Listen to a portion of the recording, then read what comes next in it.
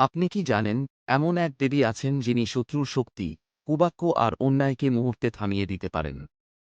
তিনি হলেন মা বগলামুখী। হিন্দু ধর্মে মা বগলামুখী ১০ মহাবিদ্যার অন্যতম এক শক্তিশালী দেবী। তাকে বলা হয় স্তম্ভন শক্তির দেবী, অর্থাৎ যিনি শত্রুর গতি, কথা এবং বুদ্ধিকে স্তব্ধ করে দিতে পারেন। পুরাণে বলা হয়, একসময় পৃথিবীতে ভয়ঙ্কর ঝড় ও অস্থিরতা সৃষ্টি হয়েছিল। দেবতারা আতঙ্কিত হয়ে মহাশক্তির কাছে প্রার্থনা করেন। তখন এক সোনালী আলো থেকে আবির্ভূত হন মা বগলামুখী। তিনি তাঁর অসীম শক্তি দিয়ে সেই ধ্বংসাত্মক শক্তিকে থামিয়ে দেন এবং পৃথিবীতে আবার শান্তি ফিরিয়ে আনেন। মা বগলামুখীর মূর্তিতে দেখা যায়, তিনি এক হাতে শত্রুর জিহ্বা ধরে আছেন এবং অন্য হাতে গদা তুলেছেন। এর গভীর অর্থ হল মিথ্যা, অন্যায় এবং কুবাক্যকে থামিয়ে সত্য ও ন্যায়কে রক্ষা করা।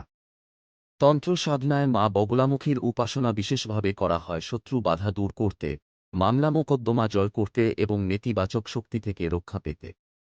মা বগলামুখীর প্রিয় রং হল হলুদ।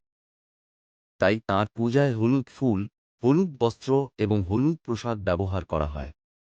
বিশ্বাস করা হয়, যদি ভক্তি ও শুদ্ধ মনে মা বগলামুখীর নাম জপ করা যায়, তবে জীবনের অনেক বাধা ধীরে ধীরে দূর হয়ে যায়।